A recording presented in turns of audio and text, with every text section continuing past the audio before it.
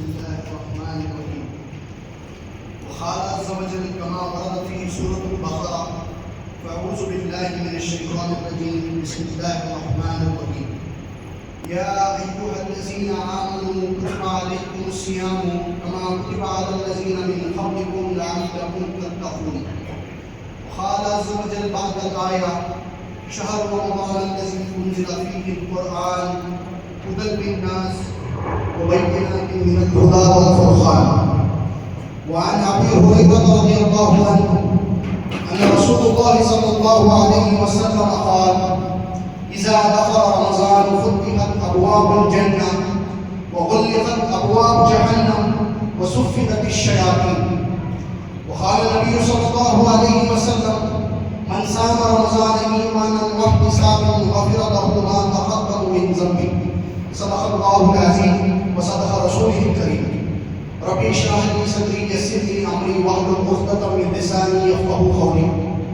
الحمد لله رب العالمين والآخرة للمتقين والصلاة والسلام على رسوله الأمين وعلى آله وصحبه أجمعين وسلام على جميع المرسلين. ونحن نشهد أن الله خير الحديث ويوم القيامة حق يقين وكتابه هدى للمتقين. نسأل الله جنات النعيم ونعوذ به من جحيم.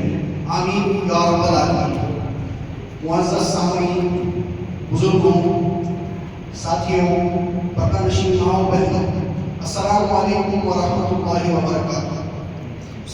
سب سے پہلے تو میں اللہ تعالیٰ کا شکر ادا کرتا ہوں کہ اللہ تعالیٰ کی فضیلت سے ہم یہاں ماہ رمضان، ماہ مبارک کی آمد سے کچھ ہی وقت قبل یہاں پر جمع ہوئے ہیں، اس مقصد سے کہ اس ماہ مبارک کی، اس رمضان کی جو عظمتیں ہیں، جو برکتیں ہیں، جو فضائل ہیں، ان کی بھی یاد دہانی کر لیں، ان کا بھی تذکرہ کر لیں، اور اس رمضان کو، اس ماہ مبارک کو ہم اپنے لیے اللہ کی طرف سے ایک بہت بڑی نعمت سمجھیں، ہمارے لیے ایک بہت بڑی اپرچونٹی سمجھیں، ہمارے لیے بہت بڑا موقع سمجھیں. تو سوال ذہنوں میں یہ آتا ہے کہ استقبال رمضان کی جو مجلس کرتی ہے، اس کی ضرورت ہے کہ کیوں ہم اپنے آپ کو رمضان کے آمد سے پہلے اپنے آپ کو تیار کریں، کیوں ہم ابھی سے رمضان کی تیاری کریں. سوال ذہنوں میں آتا ہے کہ جب رمضان آئے گا تب دیکھیں گے اب اس کی تیاری کرنے کی ضرورت کیا ہے. اب اس کے لیے ایک عقلی دلیل ہے، ایک نقلی دلیل ہے. اب نقل سے مراد کیا، نقلی دلائل سے مراد کیا؟ وہ جو وحی کی تعلیم سے چلی آ رہی ہے، یعنی اللہ کی کتاب اور اللہ کے رسول صلی اللہ علیہ وسلم کی سنت اور احادیث سے جو بات چلی آ رہی ہے وہ نقلی دلائل ہے. تو البتہ نقلی دلائل وہ جو کتاب و سنت سے ہے، اور عقلی دلائل وہ جو ہم سب کو بہت اچھے سے لے ہیں. تو نقلی دلائل کیا ہے وہ دیکھیں جو کتاب و سنت سے ہمیں حاصل ہے. احادیث کی کتابوں میں یہ اللہ کے رسول صلی اللہ علیہ وسلم کی دعا نظر کی گئی ہے. حضرت انس بن مالک اس کے راوی ہیں اور مسند احمد کی روایت ہے کہ انس بن مالک فرماتے ہیں: انس بن مالک رضی اللہ عنہ قال: كان النبي صلى الله عليه وسلم اذا دخل رجب قال: اللهم بارك لنا رجب وشعبان وبلغنا رمضان. کہ حضرت انس بن مالک رضی اللہ عنہ فرماتے ہیں کہ رجب کے مہینے میں جب رجب کا چاند اللہ کے رسول دیکھتے تھے، اللہ کے رسول دعا فرماتے ہیں کہ اے اللہ ہمارے رجب اور شعبان کے مہینوں میں برکتیں عطا فرما اور ہمیں رمضان تک پہنچا، ہماری عمریں لمبی کر دے کہ ہمیں رمضان نصیب ہو. اور اللہ کے رسول صلی اللہ علیہ وسلم کا وہ مشہور خطبہ جو اللہ کے رسول نے شعبان کے آخری دن پر فرمایا تھا، جس کے چند جملے آج ہم انشاءاللہ درس میں دیکھیں گے کہ اللہ کے رسول نے اپنا مشہور خطبہ جو شعبان کے آخری تاریخ کو دیا تھا کہ صحابہ بھی اپنے آپ کو اس ماہ مبارک پہ، اس ماہ مبارک کے لیے اپنے آپ کو تیار کریں. کہ حضرت سلمان فارسی سے روایت ہے کہ اللہ کے رسول نے فرمایا: یا ایھا الناس، کہ اے لوگوں، تم پر ایک بہت بابرکت اور بڑا عظیم مہینہ سایہ فگن ہو چکا. سایہ فگن ہو چکا کا مطلب کیا کہ آنے والا. تو یہ تھی چند نقلی دلائل. حضرت عائشہ رضی اللہ عنہا سے ایک روایت ہے کہ اللہ کے رسول صلی اللہ علیہ وسلم سب سے زیادہ نفلی روزے شعبان کے مہینے میں کہ اپنے آپ کو پریپیئر کر سکیں کہ جو رمضان کا جو ماہ مبارک آنے والا ہے اس کی پریپریشن میں سب سے زیادہ مہینے شعبان کے روزے مہینے میں رکھتے ہیں. تو یہ بھی چند نقلی دلائل جو احادیث کی کتابوں سے ملے. اب آئیے آخری دلائی. اب آخری دلائی ہے اس کو سمجھیں کہ ہمارے جو کچھ بڑے ایونٹس ہوتے ہیں اس کی تیاری ہم کب سے کرتے ہیں. اس کی تیاری ہم کب سے کرتے ہیں؟ بہت عرصے پہلے. مثلا کیا ہے کہ ہم نے شادی کا آپ کو ایک اتنا بڑا ایونٹ بنا دیا ہے، اتنا بڑا ایونٹ بنا دیا ہے کہ بچہ پیدا ہوتا ہے اور تبھی سے اس کی تیاری شروع ہو جاتی ہے. کہ بچی 4 سال کی ہو گئی تو انشورنس کمپنیز والے کہتے ہیں کہ بیٹی 4 سال کی ہو گئی ہے، اتنا انویسٹمنٹ کر دو. جب بیٹی 22 سال کی ہو جائے گی تو اتنے پیسے واپس ہے کہ نہیں. شادی بیاہ میں کپڑوں کی تیاری چلتی ہے وہ 6 مہینے پہلے چلتی ہے. جو سننے کی یا سونے کی خریداری چلتی ہے وہ 1 یا 2 سال قبل چلتی ہے. جو فنکشن ہال کی، جو شادی محل کی بکنگ ہے، جو کیٹرنگ کی بکنگ ہوتی ہے، مکاتی کی بکنگ، یہ 1 یا 2 یا 3 مہینے قبل ہو جاتی ہے. یہ تمام چیزوں کا اہتمام کیوں ہے؟ کیونکہ لوگوں کو پتا ہے کہ جو ایونٹ ہے اس کا امپورٹنس کیا ہے اور اس کے لیے یقیناً تیاری پہلے سے کرنی پڑے. لاسٹ مومنٹ میں کوئی تیاری اس کے لیے نہیں کرتا، اس کے لیے تیاری پہلے سے کرنی پڑے. اب اس سے آگے بڑھ کر سیزن کا جو لفظ ہے یہ بھی ہمیں خوب معلوم ہے. سیزن مختلف انداز کے ہوتے ہیں کہ بچوں کے ایگزامس کا سیزن ہوتے ہیں، کاروبار میں کپڑوں کا سیزن ہوتا ہے، جوتوں والوں کا سیزن ہوتا ہے. اس سے آگے بڑھ کر کافی کا سیزن ہوتا ہے، چکندور میں آم کا سیزن ہوتا ہے وغیرہ وغیرہ. تو یہ جو سیزن کا لفظ ہے، فرض کیجیے بچوں کے ایگزامس کے جو سیزن آتے ہیں تب گھر میں کرفیو لگ جاتا ہے کہ ان کی ٹی وی بند کر دیا جاتا ہے، ان کے اسمارٹ فونس کو روک دیا جاتا ہے، ان کے کرکٹ کو بند کر دیا جاتا ہے. تمام چیزوں کو کرتے ہوئے تمام جو فوکس ہے، سارا فوکس جو ہے وہ ایگزامس کی تیاری پر لگا ہے. اس سے بھی آگے بڑھ کر شادی کی ڈیٹس بھی اسی کے مطابق فکس ہوتی ہے. لوگ کہتے ہیں کہ مارچ میں شادی کریں، کیوں بھائی؟ کیونکہ بچوں کے ایگزامس ہیں. اتنا اس ایونٹ کا اہتمام کیا جاتا ہے، خیال کیا جاتا ہے. یہ کیوں ہے؟ کیونکہ اگر پریپریشن پہلے سے ہوگی، بچوں کی پریپریشن ٹائم سے پہلے ہوگی تو نمبر اچھے آئیں گے، رزلٹ اچھا ہے. اسے آگے بڑھ کر رمضان میں مختلف کاروبار والوں کا سیزن ہوتا ہے، کپڑے والوں کا سیزن ہوتا ہے، جوتے والوں کا سیزن ہوتا ہے، سپر مارکیٹ والوں کا سیزن ہوتا ہے. آپ نے دیکھا شو لگا کہ ایڈورٹائزمنٹ کو لگاتے ہیں، اشتہار کارڈ کی ٹائمنگ چھپواتے ہیں اپنی ایڈ کرنے کے لیے. یہ تمام چیزیں کیوں ہیں؟ کہ اگر تیاری رمضان کے بعد کی اس میں تو کیا ہوگا کہ وہ سیزن نہیں بناتا ہے، کہ وہ اپنا سیزن نہیں بناتا ہے. اسی طرح ایک کامیاب تاجر جو ہوتا ہے سیزن کے آنے سے 2-3 مہینے قبل ہی وہ تمام تیاریاں کر چکا ہوتا ہے کہ میں نے را مٹیریل کہاں سے لینا ہے، میں نے لیبرز کہاں سے امپلائی کرنے ہیں، میں نے مال کہاں بیچنا ہے، مارکیٹ کون سی چننی ہے. اسی طرح کسان کا بھی ہے کہ سیزن کے آنے سے 2-3 مہینے قبل وہ دانہ ریڈی کرتا ہے، دانہ جماتا ہے، زمین کو تیار کرتا ہے، بور ویل موٹر یہ جو دیگر اشیاء ہیں اس کے ان تمام چیزوں کو ریپیئر کر کے صحیح کر کے رکھتا ہے کہ جب سیزن کا موقع آئے گا تو تمام چیزیں اگر صحیح ہوں گی، صحیح ورکنگ کنڈیشن میں ہوں گی تو وہ سیزن کا بھرپور فائدہ اٹھا سکتا ہے. ان تمام چیزوں کی پریپریشن جو ہے، ان تمام چیزوں کی منصوبہ بندی جو ہے وہ سیزن آنے سے پہلے کرتا ہے تاکہ سیزن جب آئے تو وہ خوب نفع کما سکتا ہے.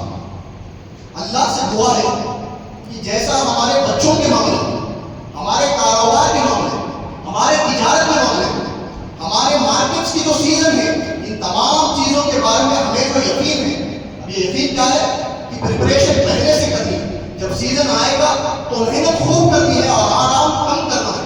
اگر یہ 2 چیزیں ہو گئی تو کمائی بھرپور ہوگی. اللہ تعالیٰ یہی یقین اور اس سے بڑھ کر یقین ہمیں رمضان کے بارے میں آتا ہے کہ یہ ماہ مبارک سیزن ہے، یہ رمضان کے ماہ قرآن سیزن ہے. کس کا سیزن ہے؟ میرا سیزن ہے، آپ کا سیزن ہے اور مسلمان کا سیزن ہے کہ کمائی کا سیزن ہے. ایکوں کی کمائی کا سیزن ہے. اسی کی یاد دہانی کے لیے الحمدللہ آج یہاں پر اکٹھا ہوئے ہیں، آج بیٹھے ہیں. اور یاد رکھیں جب یہ سیزن آئے گا، جب یہ رمضان آئے گا تو کمائی زیادہ تبھی ہوگی جب محنت زیادہ ہوگی. محنت زیادہ ہوگی، آرام کم ہوگا تو کمائی بھی زیادہ ہوگی.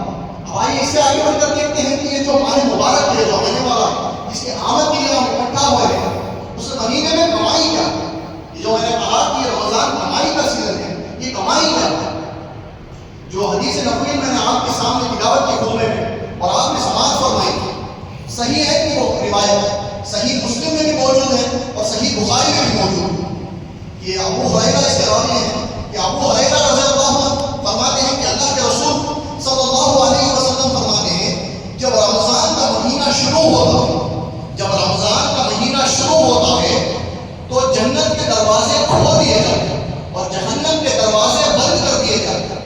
اور شیاطین و جن جو ہیں، جو سرکش جنات ہیں، انہیں بیڑیاں لگا کر جکڑ دیا جاتا ہے، قید کر دیا جاتا ہے۔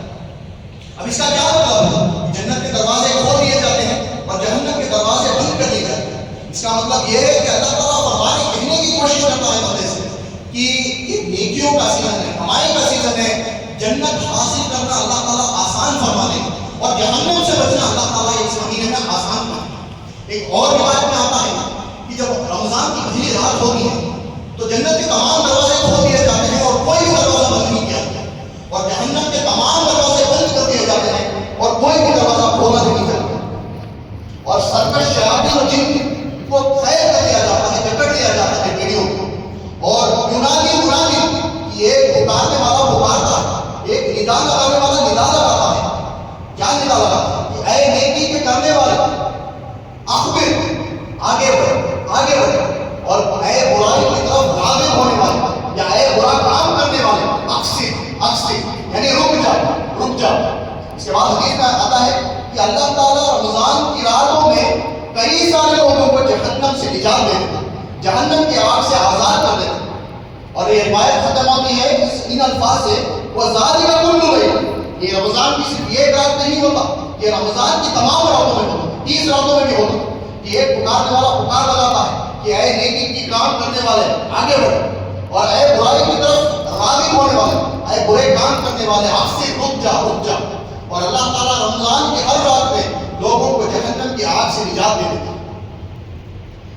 کیا موقع ہے، سوچ کر دیکھیے کہ کیا موقع، کیا سنہرا موقع ہے، کیا بہترین موقع ہے۔ میں اور آپ کی مغفرت کرا سکتا ہوں، میں اپنی مغفرت کرا سکتا ہوں۔ یہ ہماری خوش نصیبی ہے کہ ہمیں اس سال کا اگر رمضان انشاءاللہ مل جائے، اب اس رمضان کی جو فضیلتیں ہیں، ایک سال میں رمضان اور ملنے کی جو فضیلت ہے، میں ایک واقعہ بیان کر کے آپ کو سمجھانا چاہتا ہوں۔ حضرت طلحہ ابن عبید اللہ رضی اللہ عنہ بڑے مشہور صحابی ہیں، یہ عشرہ مبشرہ میں بھی شامل ہیں۔ عشرہ مبشرہ کیا ہے؟ وہ 10 صحابی جن کو اللہ کے رسول صلی اللہ علیہ وسلم نے زندگی میں ہی جنتی ڈکلیئر کیا ہے، قرار دیا، ان کا نام اس میں شامل ہے، حضرت طلحہ ابن عبید اللہ۔ حضرت طلحہ کی روایت ہے، صحیح ابن ماجہ کی صحیح روایت ہے کہ حضرت طلحہ فرماتے ہیں کہ ایک مرتبہ دو شخص بڑی دور سے چل کر اللہ کے رسول صلی اللہ علیہ وسلم کے پاس تشریف لاتے ہیں، دو لوگ بڑی دور سے چل کر لاتے ہیں، اور دونوں ایک ہی دن میں ایک ہی وقت میں اللہ کے رسول صلی اللہ علیہ وسلم پر ایمان لاتے ہیں اور مسلمان ہوتے ہیں۔ یہ نوٹ کر لیں کہ ایک ہی دن میں ایک ہی وقت۔ اب حضرت طلحہ فرماتے ہیں اس میں جو ایک شخص تھے وہ دین کے معاملے میں بڑا زیادہ محنتی تھے، اور جو دوسرے شخص تھے دین کے معاملے میں تھوڑے کم محنتی تھے۔ اب دنیا کے اعتبار سے بھی ہوتا ہے کہ کوئی بہت ایکٹیو ہوتا ہے، کوئی تھوڑا سست مزاج کا ہوتا ہے، لیکن آپ ہماری سستی اور صحابہ کی سستی کو کمپیئر کر کے دھوکہ مت کھائیے۔ صحابہ اگر سست بھی ہوں، دین کے معاملے میں تھوڑے کم محنتی جو ہوں، ہمارے محنتی سے محنتی کو پیچھے چھوڑیں۔ تو حضرت طلحہ فرماتے ہیں کہ ایک شخص اس میں تھوڑے دین کے معاملے میں زیادہ محنتی تھے اور دوسرے شخص تھوڑے کم محنتی تھے۔ اب یہ جو زیادہ محنتی والے شخص تھے وہ ایک جنگ میں جاتے ہیں، جنگ میں جا کر وہ شہید ہو جاتے ہیں، اللہ کے راہ میں شہید ہو جاتے ہیں، اور یہ جو دوسرے شخص تھے یا دوسرے صحابی تھے جو کہ دین کے معاملے میں تھوڑے کم محنتی تھے، ان کا انتقال 1 سال کے بعد ان کی نیچرل موت سے ہوتا ہے، نیچرل ڈیتھ سے ہوتا ہے۔ تو ایک بار حضرت طلحہ ایک خواب دیکھتے ہیں، حضرت طلحہ فرماتے ہیں کہ میں نے ایک بار خواب دیکھا کہ میں جنت کے دروازے کے باہر کھڑا ہوں، اور وہ دونوں لوگ میرے ساتھ موجود ہیں۔ کون؟ وہ جو شہید اور 1 سال کے بعد نارمل ڈیتھ پانے وہ 2 صحابی بھی میرے ساتھ باہر کھڑے ہیں۔ اب ایک صحیح نوٹ کر لیں کہ صحابہ کو خواب میں بھی جنت دکھائی دے۔ جب کوئی شخص کسی چیز کو ٹارگیٹ بناتا ہے تو سپنے میں بھی وہی چیز ان کو دکھائی دیتی ہے، کیونکہ میرا اور آپ کا ٹارگیٹ جنت نہیں ہے تو ہمیں اس کا تصور بھی نہیں۔ صحابہ کو خواب میں بھی جنت دکھائی دیتی۔ تو اس کے بعد حضرت طلحہ فرماتے ہیں کہ میں نے ان دونوں کو جنت کے باہر دیکھا اور میں بھی موجود تھا، اور جنت کے اندر سے ایک فرشتہ نکلا۔ اب جنت کے اندر سے ایک فرشتہ نکلا، اور جو دوسرے صحابی تھے جو 1 سال کے بعد نارمل ڈیتھ سے انتقال ہوا تھا ان کا، اور جو دین کے معاملے میں کم محنتی تھے، ان کو وہ سب سے پہلے جنت کے اندر لے گئے۔ پھر تھوڑی دیر کے بعد وہ فرشتہ واپس لوٹا۔ پھر جو پہلے والے صحابی تھے جو کہ شہید مرتبہ سے انہوں نے اپنی موت پائی تھی، ان کو فرشتہ اندر لے گیا جنت میں، اور تھوڑی دیر کے بعد وہ فرشتہ پھر سے لوٹا، اور حضرت طلحہ سے وہ فرشتہ فرمانے لگا کہ تم جاؤ، ابھی تمہاری باری نہیں ہے، ابھی تمہارا موقع نہیں ہے۔ صحیح روایت ہے، ابن ماجہ کی صحیح روایت ہے. تو حضرت طلحہ اس وقت فرماتے ہیں کہ میں نیند سے بیدار ہوں, میں نیند سے جاگ گیا. تو حضرت طلحہ کو تھوڑا عجیب لگا کہ وہ صحابی جنہوں نے شہیدی مرتبہ پایا, جو شہید کی موت پر ہے, جو شہیدی طور پر انتقال کیا ہے انہوں نے, اور جو دین کے معاملے میں زیادہ محنتی تھے, وہ جنت میں بعد میں داخل ہو رہے ہیں, اور جو دوسرے صحابی ہیں وہ پہلے داخل ہو گئے. تو حضرت طلحہ کو یہ عجیب لگا, تو انہوں نے یہ واقعہ صحابہ کو بیان کیا. اب صحابہ کو بھی بڑی حیرت ہوئی, اور یہ جنگل کی آگ کی طرح نیوز پھیلنے لگی, خبر پھیلنے لگی. اب یہ خبر اڑتے اڑتے اللہ کے رسول صلی اللہ علیہ وسلم کے پاس پہنچی. تو اللہ کے رسول نے فرمایا کہ اتنی حیرت کی بات کیا ہے, تم کیوں اتنا حیران ہوتے؟ تو صحابہ نے وہی بات عرض کی کہ اے اللہ کے رسول, جو شہیدی مرتبہ میں جس کا انتقال ہوا ہے اور جو دین کے معاملے میں زیادہ محنتی تھے وہ جنت میں دوسرے نمبر پر داخل ہو رہے ہیں, اور جو دین کے معاملے میں تھوڑے کم محنتی تھے اور جن کا 1 سال کے بعد نارمل انتقال ہوا ہے وہ جنت میں پہلے داخل ہو رہے ہیں.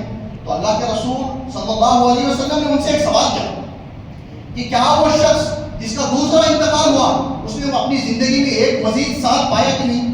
تو قالوا بلا, صحابہ نے فرمایا کہ ہاں اللہ کے رسول, انہوں نے تو 1 سال ایکسٹرا پایا. تو اس کے بعد اللہ کے رسول کا آپ سوال سنیں کہ اللہ کے رسول سوال کرتے ہیں کہ کیا وہ شخص جس نے دوسرا انتقال ہوا 1 سال کے بعد جس کا انتقال ہوا اپنی زندگی میں ایک ایکسٹرا رمضان پایا کہ نہیں؟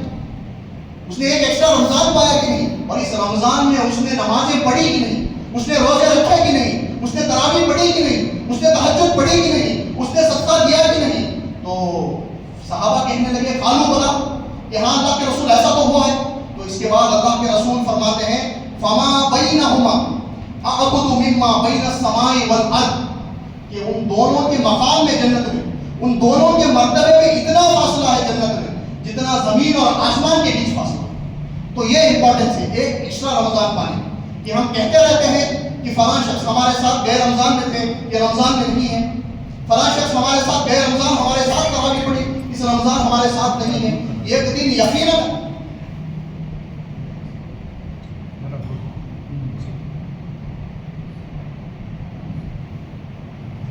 کر رہا تھا کہ لوگوں کے بارے میں ہم کہتے ہیں کہ غیر رمضان ہمارے ساتھ انہوں نے تراویح پڑھی, ہمارے ساتھ روزے رکھے, ہمارے ساتھ نمازیں ادا کی. تو یقیناً ایک رمضان ایسا بھی آئے گا جو میرے اور آپ کے بارے میں بھی لوگ یہ کہیں گے کہ غیر رمضان ہمارے ساتھ موجود تھے اور یہ رمضان ہمارے ساتھ موجود نہیں. تو کیا سنہرا موقع ہے کہ ایک رمضان اگر ہم مزید پالیں تو کتنا اجر, کتنا ثواب ہم کما سکتے ہیں. اور اس سے بڑی فضیلت, اس سے بڑھ کر فضیلت جو ہے کہ اس رمضان میں دن ایسا بھی ہے, احادیث میں بھی موجود ہے, قرآن میں بھی اس کی بات آئی ہے, اس کا ذکر آیا کہ رمضان میں ایک ایسا دن بھی موجود ہے, ایسی رات بھی موجود ہے جو 1000 مہینوں کی عبادت سے بڑھ کر, جو 1000 مہینوں کی عبادت سے بڑھ کر ہے. انا انزلناه في ليلة القدر وما ادراك ما ليلة القدر ليلة القدر خير من الف شهر, کہ ہم نے قرآن کو ایک رات میں اتارا ہے جس کی عبادت 1000 مہینوں سے بڑھ کر. اور ایک بات نوٹ کر لیں, اگر شمسی اعتبار سے کیلکولیٹ کیا جائے تو ایک 1000 مہینے 83.3 ایئرس کے برابر ہو. تو معلوم یہ ہوا کہ ایک اگر لیلۃ القدر ہمیں نصیب ہو گئی اور ہم نے اس کا مکمل حق ادا کر کے عبادت کر لی تو اس کے برابر ہوگا کہ 83.3 ایئرس کی عبادت سے بڑھ کر ہوگا. اور اللہ نے نیکیوں کا اس مہینے میں اجر بڑھا دیا, اس مہینے میں ثواب بڑھا دیا. یوں کہا جا سکتا ہے کہ نیکیوں پر آفر چل رہا ہے اس کمائی کی سیزن, کہ اللہ تعالیٰ گویا کہ کہہ رہا ہے کہ ہے کوئی آگے بڑھنے والا, ہے کوئی جنت کا طلبگار. بندہ مومن کا یہ سیزن ہے, یہ کمائی کا ماہ مبارک ہے, یہ کمائی کا سیزن ہے, نیکیوں کی کمائی کا سیزن ہے. لوٹ سیل کا موقع چل رہا ہے, یوں کہہ سکتے ہیں کہ لوٹ لو جتنا عمل لوٹنا چاہتے ہو, اپنے عمل کے ذریعے سے جنت خرید لو. اور میں ہمارے اسلاف کا جو شیوا تھا, جو ہمارے اسلاف کا طریقہ تھا, اس کا بھی تذکرہ کرنا چاہتا ہوں. اور حضرت عمر ابن عبدالعزیز رحمۃ اللہ علیہ اپنے خطبات میں بھی اس کا اکثر تذکرہ کیا کرتے تھے کہ ہمارے اسلاف کے بارے میں آتا ہے کہ وہ 6 مہینے تک اللہ تعالیٰ سے دعائیں کرتے رہتے کہ جو رمضان میں ہم نے عبادتیں کی ہیں, جو رمضان میں ہم نے نیکیاں کی ہیں, عبادتیں کی ہیں, انہیں اللہ تعالیٰ کو قبول فرما. اور بقیہ کے جو 6 مہینے تھے اس میں وہ یہ دعا کرتے تھے کہ اے ہمارے رب, اے ہمارے پروردگار, ہمیں رمضان نصیب کر, ہماری عمریں لمبی کر دے تاکہ ہمیں رمضان نصیب ہو جائے. تو اس ماہ مبارک کے لیے, اس رمضان کے لیے اللہ کے نیک بندے تڑپتے ہیں. یہ کیوں ہے؟ کیونکہ اس میں ہم اپنی مغفرت کرا سکتے ہیں, جنت پانا آسان ہو جاتا ہے, اور نیکیوں سے, جہنم سے بچنا اللہ تعالیٰ اس مہینے میں آسان کر دیتا ہے. اب آئیے اس ماہ مبارک میں داخل کہ کرنے کے کام کیا ہے.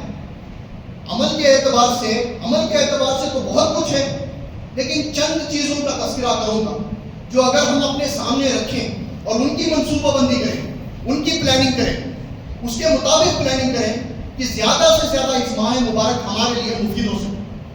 تو سب سے پہلی چیز وہ ہے جو اس رمضان میں اور ہر رمضان میں اللہ عز و جل نے ہمارے اوپر فرض کی ہے.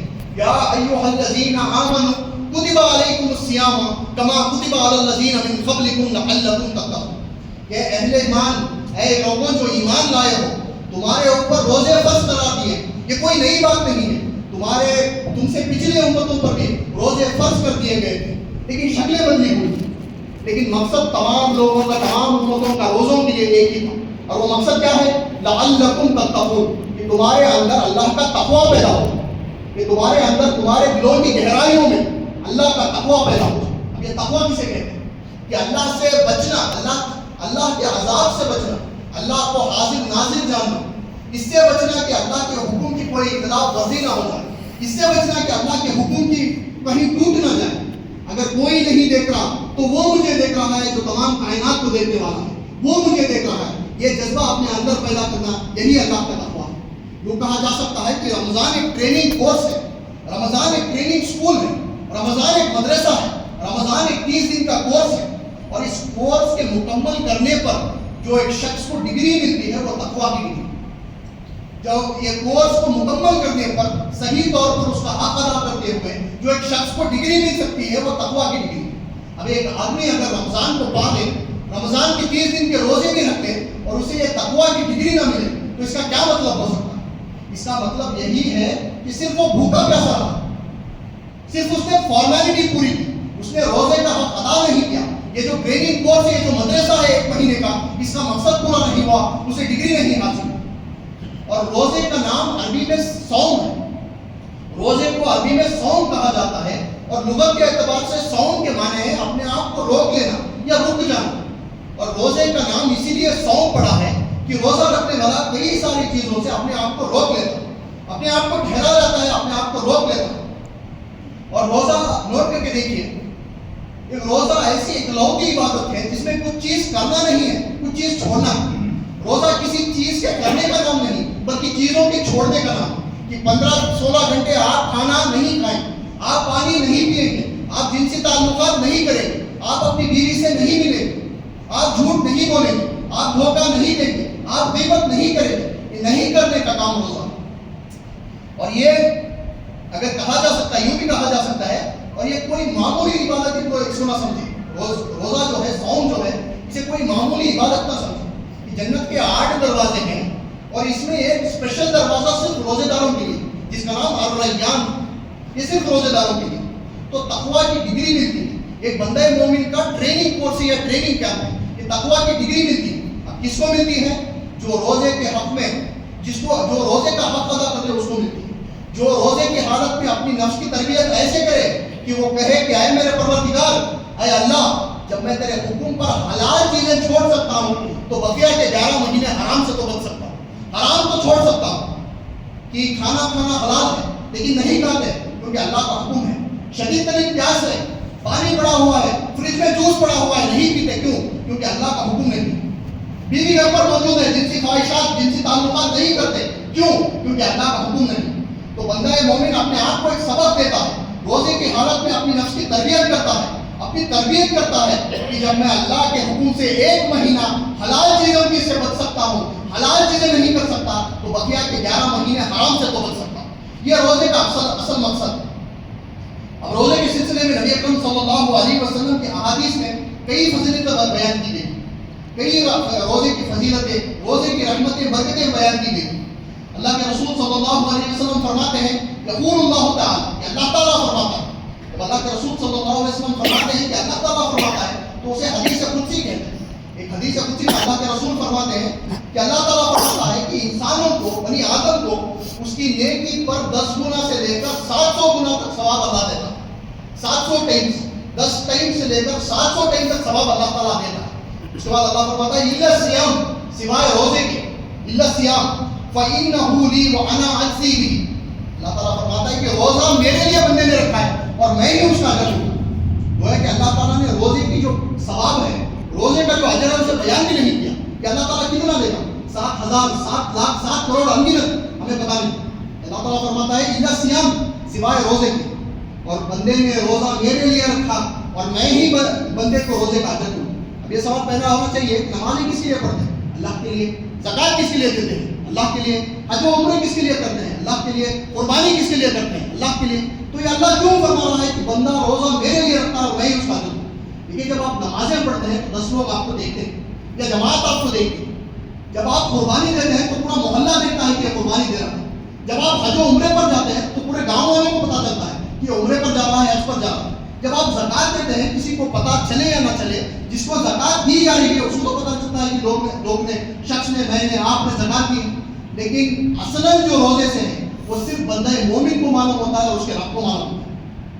جو حقیقی واقعی آپ تنہائی میں چلے گئے، آپ کمرے میں چلے گئے، کوئی نہیں دیکھنے والا تھا، لیکن ایک قطرہ بھی پانی آپ کے حلق کے نیچے نہیں اترتا. نہیں.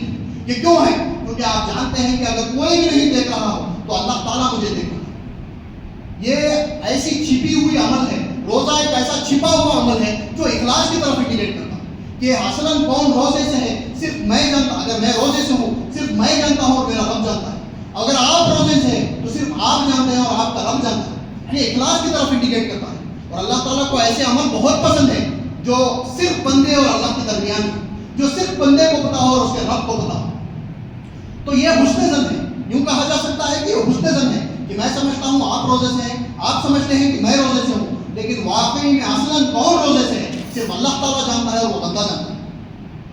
اس کے بعد اللہ تعالیٰ فرماتا ہے حدیث قدسی میں کہ اس بندے نے شہوت کو میرے لیے چھوڑا، کھانے کو میرے لیے چھوڑا، پانی کو میرے لیے چھوڑا. ان تمام چیزوں کو، شہوت کو، کھانے کو، پانی کو کس کے لیے چھوڑا؟ بندہ مومن من عاجلی. اللہ تعالیٰ فرماتا ہے میرے لیے. تو اسی لیے اللہ تعالیٰ فرماتا ہے کہ بندہ روزہ رکھا ہے اس نے صرف میرے لیے اور میں ہی اس کا اجر دوں. اس کے بعد اللہ تعالیٰ فرماتا ہے کہ روزے دار کو 2 وقت خوشی کا موقع ملتا ہے. اس حدیث قدسی میں آگے آتا ہے کہ روزے دار کو 2 وقت خوشی کا موقع ملتا ہے. نمبر 1، سب سے پہلا موقع روزہ افطار کے وقت.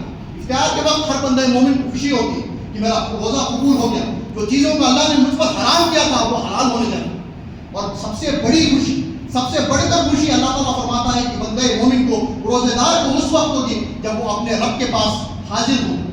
جب اس کے رب کے آگے وہ حاضر ہوگا تو یہ دیکھے گا کہ میرے روزے کی وجہ سے میری روزے کی کتنی برکتیں ہیں، کتنا اجر ہے، کتنا ثواب ہے. جب یہ دیکھے گا تو اللہ تعالیٰ فرماتا ہے بندے مومن کو سب سے بڑھ کر تب خوشی ہے کہ جو دروازے سے چاہے روزے دار گزرے، آپ اور ریان سے روزے دار گزرے. اور اس کے بعد آتا ہے کیا یہ لاجیکل بات ہے کہ جب روزہ رکھتا ہے انسان، میدا خالی ہو جاتا ہے، منہ کی حالت کیفیت بدل جاتی ہے، تو منہ سے ایک عجیب قسم کی بو آنے شروع ہو جاتی ہے اور لوگوں کو وہ بو پسند نہیں ہوتی. یہ تمام چیزیں ہیں.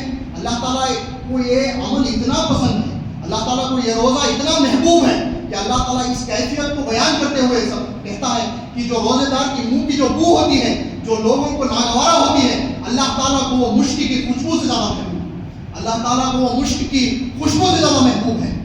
اور ایک حدیث میں اللہ کے رسول صلی اللہ علیہ وسلم فرماتے ہیں کہ اگر کوئی شخص ایمان کے ساتھ روزہ رکھتا ہے اور اللہ تعالیٰ سے اجر و ثواب ملنے کی نیت سے روزہ رکھتا ہے تو اس کے تمام پچھلے گناہ معاف کیے جاتے ہیں. لیکن کنڈیشن کیا ہے؟ کنڈیشن تقویٰ ہے کہ انسان اگر حلال کو چھوڑ رہا ہے تو اس سے وہ یہ سبق حاصل کرے، اپنی نفس کی تربیت یہ کرے کہ اگر 1 مہینہ میں حلال کو چھوڑ سکتا ہوں تو اللہ کے حکم پر 11 مہینے میں حرام تو یقیناً چھوڑ سکتا ہوں. اگر یہ نہیں ہے، صرف روزہ بھوک اور پیاس ہے، تو اللہ کے رسول صلی اللہ علیہ وسلم فرماتے ہیں کہ کوئی شخص اگر روزہ رکھے اور وہ اپنی زبان کا غلط استعمال نہ چھوڑے، جھوٹ بولنا نہ چھوڑے، گالی دینا نہ چھوڑے، دھوکہ دینا نہ چھوڑے اور غلط چیزوں پر عمل کرنا نہ چھوڑے، تو اللہ کو اس کے روزے سے، اس کے بھوکے پیاسے رہنے سے کوئی حاجت نہیں، کوئی ضرورت نہیں. یہ تو وہ بلڈ ٹیسٹنگ والی فاسٹنگ ہوتے ہیں. اگر یہ کنڈیشن ہے، ایسا روزہ ہے تو یہ شوگر ٹیسٹ اور بلڈ ٹیسٹنگ والی فاسٹنگ ہوتی ہے کہ ناشتہ نہیں کرنا، سویرے خالی پیٹ آ جانا، بلڈ ٹیسٹنگ کرنی جائے. لیکن اللہ کا جو سیام، اللہ کا جو صوم مطلوب ہے، اللہ جو بندے کو چاہتا ہے کہ ایسا روزہ رکھے، وہ یہ روزہ ہے کہ بندہ اگر حلال چیزیں چھوڑ رہا ہے تو باقی کے 11 مہینے اس کے دل کے اندر تقویٰ پیدا ہو جائے اللہ کا کہ وہ حرام چیزوں سے بھی بچے، کہ حلال چیزوں کے ساتھ ساتھ لوگ حرام چیزوں سے بھی بچنا ہے. یہ لیسن ہے، یہ اصل مقصد ہے روزے کا. اب دوسری چیز، پہلا عمل تو روزہ ہو، اب دوسری چیز پر آئیے کہ فرض نمازیں ہیں یا صلاۃ، کہ اللہ تعالیٰ نے جیسے روزے کو فرض کیا ہے بندے مومن پر، اسی طرح نمازوں کو بھی فرض کیا ہے، کہ میں بھی جانتا ہوں آپ بھی جانتے ہیں۔ فرض نمازیں تو پوری عمر پڑھنی ہے، زندگی بھر پڑھنی ہے۔ رمضان میں یہ کوشش کریں کہ تکبیر اولیٰ کے ساتھ ادا ہو جائے، پہلی صف میں ادا ہو جائے، کہ شریعت میں اگر دیکھا جائے تو روزے سے بڑھ کر فضیلت نمازوں کی آتی ہے۔ یہ کیوں ہے؟ کیونکہ روزے ہمیں فرض ہیں رمضان کی صرف ایک مہینے، لیکن نماز ہمیں شب و روز پڑھنی ہے، ہر دن پڑھنی ہے، زندگی کے ہر دن نماز پڑھنی ہے۔ فرض نماز تو ہر دن زندگی کی پڑھنی ہے، اور قرآن میں بہت سارے مقامات پر یہ وعیدیں آئی ہیں، تاریخ الصلاۃ کے بارے میں وعیدیں آئی ہیں، اور اللہ تعالیٰ فرماتے ہیں اقیم الصلاۃ اقیم الصلاۃ اقیم الصلاۃ۔ یہ جو اقام الصلاۃ کی جو تکرار آئی ہے قرآن میں، اللہ تعالیٰ کیا فرماتا ہے کہ نمازیں پڑھنی ہی نہیں ہے، نمازیں قائم کرنی۔ تو رمضان میں نمازوں کی اہمیت اور بھی بڑھ جاتی ہے۔ روزہ رکھ کر مسلمان نماز نہ پڑھے، اس کی معنی کیا ہوگا کہ روزہ بھی ایک عبادت ہے اللہ کی جو کر رہا ہے بندہ، نماز بھی ایک عبادت ہے، کہ ایک انسان ایک مسلمان اگر روزہ رکھتا ہے اور نماز نہ پڑھتا ہو تو اس کا کیا مطلب ہو سکتا ہے کہ ایک عبادت اللہ کے لیے کر رہا ہے اور دوسری عبادت جو کہ اللہ نے فرض قرار دی ہے اس کو چھوڑ رہا ہے، کہ گویا کہ یوں کہہ سکتے ہیں کہ اللہ کا ایک حکم سر آنکھوں پر اور دوسرا حکم پاؤں تک، تو یہ کیسا روزہ ہے؟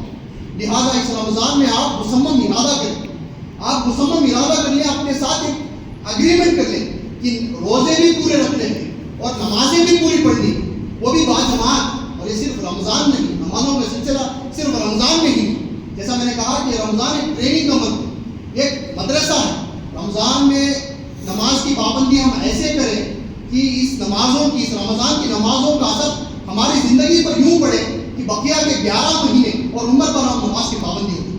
حضرت عمر رضی اللہ عنہ بیان کرتے تھے لا اسلام لمن ترک الصلاۃ، اس شخص کا کوئی اسلام نہیں ہے جو نماز کو چھوڑ دے، اس شخص کا کوئی ایمان نہیں ہے، اسلام نہیں ہے جو نماز کو چھوڑ دے۔ اور وعیدیں آئی، قرآن میں وعیدیں آئی، احادیث کی کتابوں میں وعیدیں آئی، صحابہ کے اقوال میں وعیدیں آئی ترک الصلاۃ کے بارے، کہ اللہ کے رسول صلی اللہ علیہ وسلم فرماتے ہیں بین الکفر والایمان ترک الصلاۃ، کفر اور ایمان کے درمیان جو ڈفرینشیٹ کرتی ہے، جو نمیز کرتی ہے، وہ چیز صلاۃ۔ تو اس لہٰذا اس رمضان میں آپ مصمم ارادہ کر لیں کہ ایک نماز بھی نہیں چھوٹے گی، اور اس رمضان کی ٹریننگ پر یہ اپنے آپ کے اندر یہ ایبلٹی پیدا کر لیں کہ زندگی پر یہ نماز بھی نہیں چھوٹے گی۔ ایک اور روایت میں آتا ہے کہ اللہ کے رسول فرماتے ہیں قیامت کے دن جو سب سے پہلی عمل کے متعلق جسے بندے مومن کو یا انسان کو سوال کیا جائے گا وہ زکوٰۃ نہیں ہوگی، وہ روزہ نہیں ہوگا، وہ حج نہیں ہوگا، وہ قربانی نہیں ہوگی، وہ عمرے نہیں ہوگی، بلکہ صلاح ہوگی۔ اگر یہ درست تو آنے والے اعمال بھی درست ہوں۔ اور عام طور پر رمضان میں کیا ہوتا ہے ہمارے یہاں کہ سحری ایسی ہوتی ہے کہ فرض کی نماز چھوٹ جاتی ہے، دوپہر کے وقت آرام کر رہے ہیں اور ظہر کی نماز چھوڑ دی، شام کے وقت افطاری کی تیاری کرنے کے لیے باہر نکلے اور عصر کی نماز چھوڑ دی۔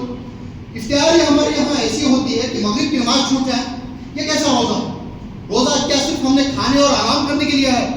روزے کا مقصد کیا ہے؟ لعلکم تتقون کے اندر بندے مومن کے اندر تقویٰ پیدا ہو جائے، یہ روزے کا مقصد ہے۔ تو تقویٰ میں عمل بھی ہوتا ہے، اللہ کے حکم کی خلاف ورزی نہیں ہوتی ہے، تو فجر بھی باجماعت ادا کریں۔ اس رمضان میں ہم مصمم ارادہ کر لیں کہ ایک نماز بھی ہم باجماعت کے ساتھ نہیں چھوٹنے نہیں پائیں۔ فجر ہے، ظہر ہے، عصر ہے، مغرب ہے، عشاء ہے، عشاء کے ساتھ تراویح بھی ہوگی، تراویح کا بھی اہتمام کریں۔ اللہ کے رسول صلی اللہ علیہ وسلم ایک حدیث میں فرماتے ہیں کہ جس شخص نے ایمان کے ساتھ اور اللہ سے بدلے اور ثواب کی نیت سے قیام اللیل کیا، تراویح پڑھی، تہجد پڑھی رمضان میں، تو اس کے تمام پچھلے گناہ معاف ہو جاتے ہیں۔ اور ایک اسی طور پہ ایک اور حدیث میں آتا ہے کہ جس شخص نے ایمان کے ساتھ اور اللہ سے بدلے اور اجر کی سب نیت میں ثواب کی نیت سے قیام اللیل لیلۃ القدر میں پڑھی تو اس کے بھی تمام پچھلے گناہ معاف ہو جاتے ہیں۔ اللہ تعالیٰ مجھے اور آپ کو توفیق دے۔ اب آئیے تیسری بات، تیسرا عمل جو کرنا ہے جو رمضان میں بہت اہم ہے، رمضان کے سلسلے میں بہت اہم ہے، یہ رمضان جس میں ساری چیزیں ہمیں میسر ہیں، یہ رمضان جو اپنی ساری برکتوں کے ساتھ، ساری عظمتوں کے ساتھ، سارے فضائل کے ساتھ جد و افروز ہونے والا ہے، اس کا جو دولہا ہے، اس کا جو جوہر ہے، اس کی جو اسپرٹ ہے، اس کی جو روح ہے، وہ قرآن مجید، وہ قرآن مجید ہے۔ اللہ نے قرآن مجید کی وجہ سے رمضان کو بابرکت بنایا ہے، اس کی راتوں کو بابرکت بنایا ہے، اس کے دنوں کو بابرکت بنایا ہے۔ شہر رمضان الذی انزل فیہ القرآن ھدی للناس وبینات من الھدی، کہ اللہ تعالیٰ فرماتا ہے رمضان کا وہ مہینہ ہے جس میں ہم نے قرآن کو نازل کیا، اور اس سے مزید تشریح کیا ہے کہ اسی رمضان میں وہ رات بھی ہے لیلۃ القدر کی رات، جس رات میں ہم نے قرآن کو نازل کیا، انا انزلناہ فی لیلۃ القدر وما ادراک ما لیلۃ القدر لیلۃ القدر خیر من الف شہر۔ اس رات میں ہم نے قرآن کو نازل کیا، اور تم کیا جانو کہ لیلۃ القدر کیا رات ہے؟ لیلۃ القدر وہ رات ہے جو 1000 مہینوں کی عبادت سے افضل۔ اسی رات میں ہم نے قرآن نازل کیا، اور یہ رات رمضان میں آئی۔ شہر رمضان الذی انزل فیہ القرآن، کہ رمضان کا مہینہ وہ ہے جس میں ہم نے قرآن کو نازل کیا۔ اب یہ قرآن کیا ہے؟ وبینات من الہدی والفرقان، ہدی للناس ہے۔ یہ رمضان ہدی للناس ہے، یہ بینات من الہدی ہے، یہ الفرقان ہے، یہ ضیاء ہے، یہ نور ہے، یہ ہمارے سینوں کو منور کرنے والی شے ہے، یہ ہمارے سینوں کو اجاگر کرنے والی شے ہے، یہ قبر میں ہمارا مونس بنے گا۔ یہ قرآن اللہ کے دربار میں ہمیں جنت کی طرف لے جانے والی چیز بنے۔ تو یہ رمضان ہے صرف قرآن کی وجہ سے۔ یہ رمضان میں برکتیں ہیں قرآن کی وجہ سے۔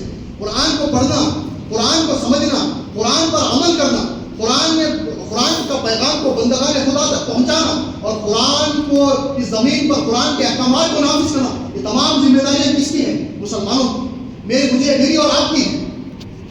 رمضان، جیسا کہ میں نے کہا کہ رمضان اس لیے ہے کہ اس مہینے میں، اس ماہ مبارک میں قرآن نازل ہوگا۔ یہ ماہ مبارک ماہ قرآن ہے، اور تمام جو فضیلتیں ہیں، تمام جو برکتیں ہیں اس ہمارے لیے اللہ کی طرف سے، وہ قرآن کی وجہ سے۔ اب اس کو یوں سمجھیں کہ ہمارا جو وجود ہے، انسان کا جو وجود ہے، وہ کمپوزٹ ہے یا مرکب ہے۔ یہ دو چیزوں سے مشتمل ہو کر میرا اور آپ کا وجود بنا۔ اس کے اندر ایک وجود حیوانی ہے، ایک خاکی وجود ہے، ایک اینیملسٹک بینگ ہے، لیکن اس کے ساتھ ایک وجود روحانی بھی ہے۔ یہ وجود روحانی کی وجہ سے انسان اشرف المخلوقات کہتا ہے۔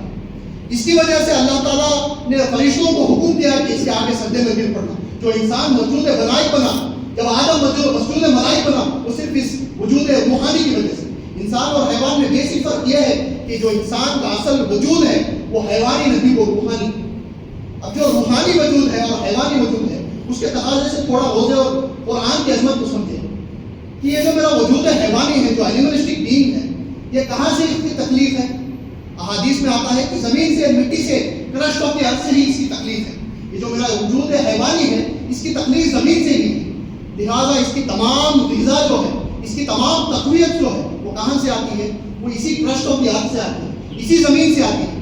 آپ نے چاول کھایا، آپ نے گیہوں کھایا، آپ نے تمام چیزیں کہاں سے آ رہی ہیں؟ وہ اس زمین سے ہی آ رہی ہے۔ اچھا، آپ نے بکری کا گوشت کھایا، یہ جو بکری کا گوشت ہے وہ کس چیز سے بنا ہے؟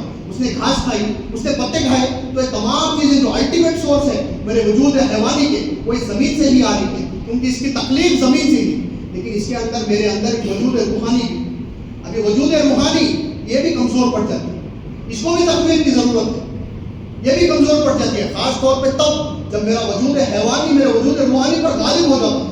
اب یہ جو وجود روحانی جسے تقویت کی درکار ہے، جسے غذا کی درکار ہے، اس کی غذا کہاں سے آئے گی؟ اس کی غذا وہیں سے آئے گی جہاں سے یہ روح آئی۔ جیسا ہے وجود حیوانی کی غذا وہیں سے آتی ہے جہاں سے وجود حیوانی آیا ہے، وجود روحانی کی غذا بھی وہیں سے آئے گی جہاں سے یہ روح آیا۔ قرآن مجید میں اللہ تعالیٰ فرماتا ہے کہ تمہیں روح کے بارے میں پوچھتے ہیں یسألونک عن الروح قل الروح من امر ربی، روح کی حقیقت کیا ہے؟ وہ میرے اللہ کے رب، وہ میرے رب کی طرف سے ہے، وہ میرے اللہ کی اذن سے اترتی ہے۔ تو اسی طرح اس کی تقویت کا جو ہے، اس کی غذا جو ہے، وہ کلام ربانی، وہ کلام ربانی ہے، وہ قرآن مجید سے۔ اور قرآن مجید ہمارے تک کہاں سے پہنچا ہے؟ یقیناً اللہ کی طرف سے پہنچا۔ تو مجھے وجود روحانی کی جو تقویت ہے، جو غذا کی ضرورت ہے، اس کے لیے جو سورس ہے وہ کلام ربانی ہے، وہ قرآن مجید ہے۔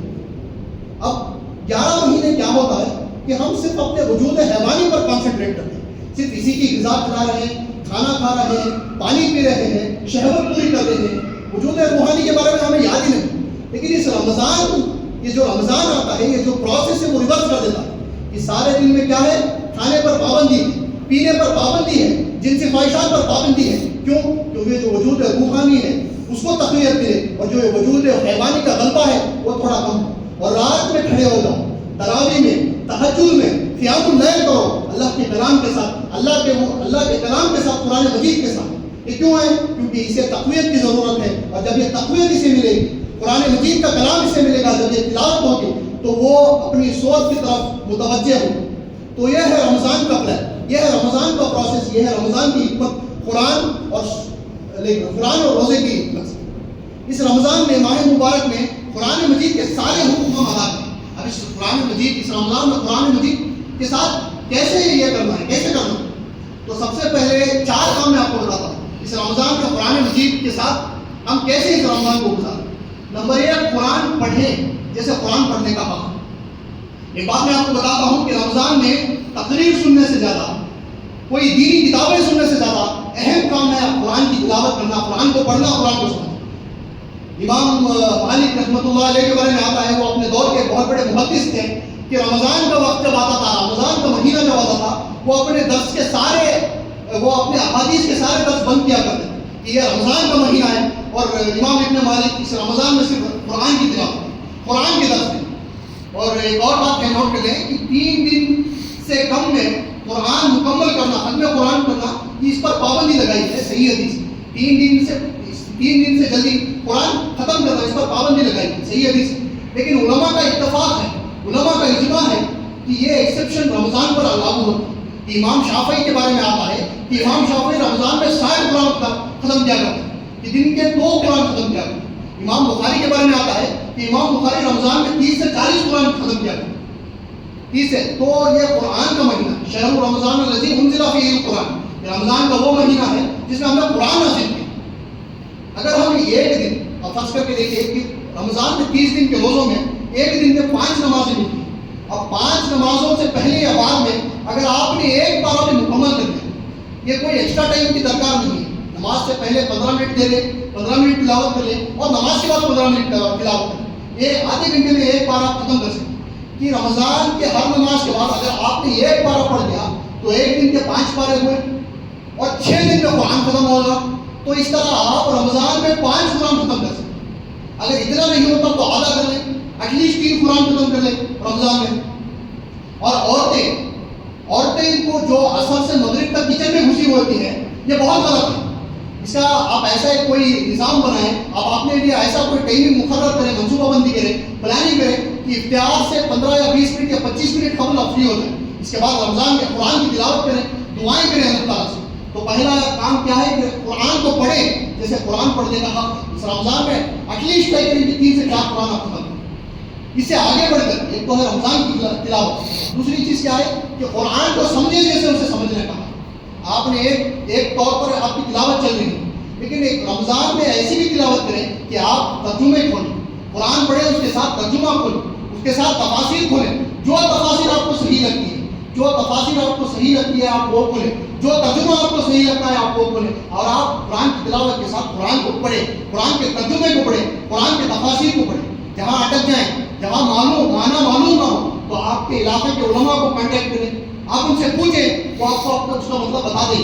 یا یوں بھی کیا جا سکتا ہے کہ آپ تراویح کو تو آئیں گے، تراویح میں اگر اب جب تراویح مکمل ہوتی ہے تو امام صاحب سے پوچھ لیں کہ آج ہم نے قرآن کی کتنی تلاوت کی ہے. اب وہ آپ کو بتا دیں گے 1 پارہ کی ہے، 1.25 پارہ کی ہے، 2 پارے کی ہے، 1.5 پارے کی ہے. تو آپ گھر جائیں، اگر 1 پارہ کیا ہوگا تو 1 پارے کے آپ تفسیر کھولیں، آپ ترجمے کھولیں اور پڑھیں کہ ہم نے آج تراویح میں کیا تلاوت کی. یہ دوسرا ہوا.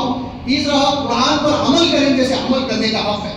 اللہ کے رسول صلی اللہ علیہ وسلم فرماتے ہیں کہ تم میں سے کوئی شخص مومن نہیں ہو سکتا جب تک کہ اس کے خواہشات نفس اس چیز کے تابع نہ ہو جائے جو میں لے کر آیا ہوں، یعنی قرآن مجید. تو آج سے مصمم ارادہ کر لیں، جو حرام کام میں آج ہم ملوث ہیں، اگر ملوث ہیں تو اس رمضان سے وہ چھوڑ دیں. کہ مسلمانوں پر عجیب کیا جاتا ہے کہ مسلمان شراب نہیں پیتا، مسلمان خنزیر نہیں کھاتا، لیکن پوری امت کی اکثریت سود میں ملوث ہے، الا ماشاء اللہ. کیا یہ اللہ کا حکم نہیں ہے کہ اللہ نے فرمایا خنزیر کا گوشت حرام ہے تو ہم نے چھوڑ دیا، اللہ تعالیٰ نے فرمایا شراب حرام ہے تو ہم نے چھوڑ دی. لیکن اللہ تعالیٰ قرآن مجید میں فرماتا ہے کہ سود بھی حرام ہے، اور بلکہ سود کی حرمت پہ اتنی بڑی آیت آئی ہے کہ اللہ تعالیٰ فرماتا ہے کہ اگر سود کھانا نہیں چھوڑتے تو اللہ اور اس کے رسول سے جنگ کرنے کے لیے تیار. ایک روایت میں اللہ کے رسول فرماتے ہیں کہ سود کے 70 حصے ہیں، سود کے 70 حصے ہیں، اور اس میں سب سے چھوٹا اس حصے کے برابر ہے، اس کے گناہ کا سب سے چھوٹا حصہ اس کے برابر ہے کہ کوئی شخص اپنی ماں کے ساتھ جنا دے. آج وہ مسلمان سود کھاتا. تو آج اس رمضان سے مصمم ارادہ کریں کہ تمام حرام کاموں پر ہم روک لگائیں گے، ہم نہیں کریں گے، کہ قرآن پر عمل کریں جیسے عمل کرنے کا حق ہے. اور سب سے آخری چیز، قرآن کو پھیلائیں، قرآن کے پیغام کو پہنچائیں لوگوں تک، بندے مومنوں تک، تمام لوگوں تک. جیسے اس کے پہنچانے کا حق ہے، پھیلانے کا حق ہے۔ قرآن مجید میں اللہ تعالیٰ فرماتا ہے کنتم خیر امۃ اخرجت للناس، کہ اے مسلمانوں تم دنیا کی بہترین قوم، تم دنیا کی بہترین امت ہو۔ کنتم خیر امۃ اخرجت للناس، تم نے ہمیں برپا کیا ہے، تم نے ہمیں اٹھایا ہے تمام نوع انسانیت کے لیے۔ تم اخرجت للمؤمنین نہیں ہو، تم صرف اخرجت للمسلمین نہیں ہو، تم اخرجت للناس، ہمیں تمہیں برپا کیا ہے تمام نوع انسانیت کے لیے۔ تو قرآن مجید کے پیغام کو، اللہ کے کلام کو، اللہ کے پیغام کو اللہ کے بندوں تک پہنچانے کی ذمہ داری کس کی ہے؟ امت مسلمہ کی۔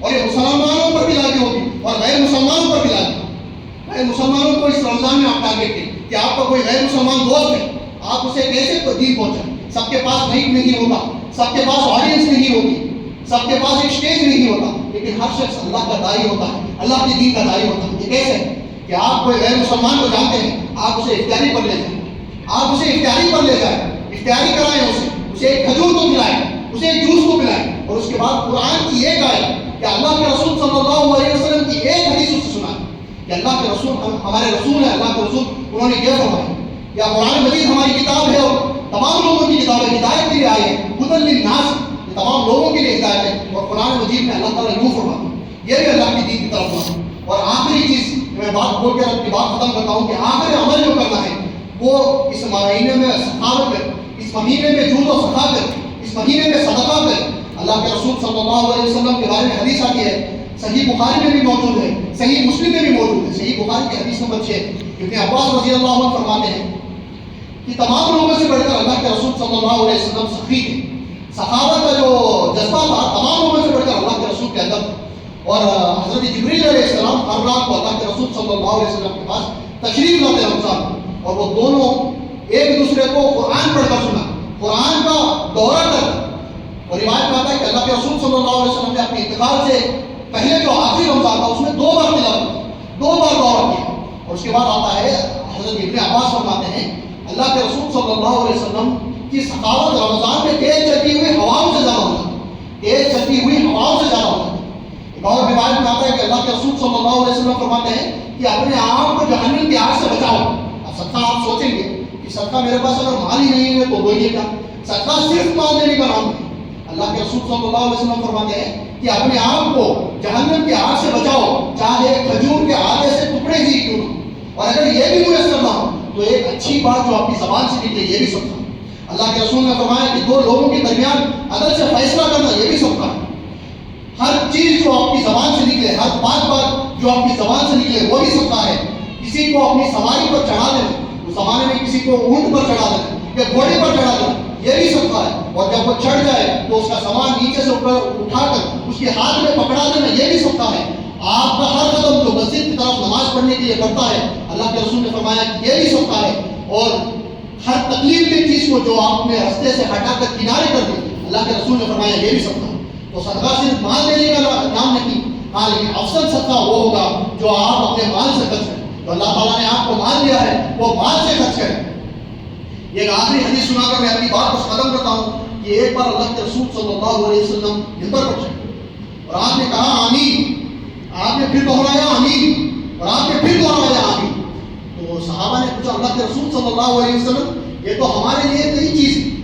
تو اللہ کے رسول صلی اللہ علیہ وسلم نے فرمایا کہ میرے پاس حضرت جبریل علیہ السلام آئے، اور حضرت جبریل نے فرمایا کہ اللہ کے رسول صلی اللہ علیہ وسلم جب آپ کا نام کسی مجلس میں آئے اور کوئی شخص آپ کا نام سنے اور آپ پر سلام نہ بھیجے تو اس پر لعنت ہو، اس پر آمین کہہ دیجیے تو میں نے آمین کرو۔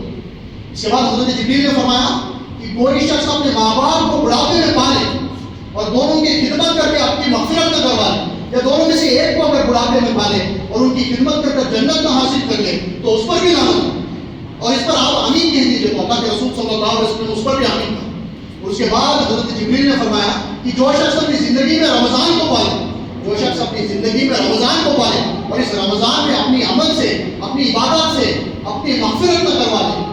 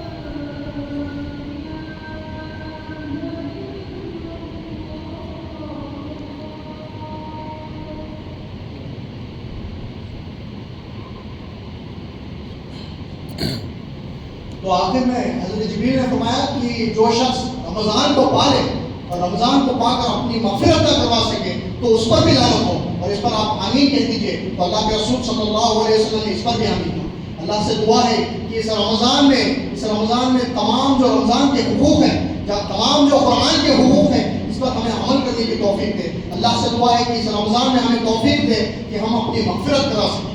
ربنا تقبل منا انك انت السميع العليم وتب علينا انك انت التواب الرحيم واخر دعوانا الحمد لله رب العالمين۔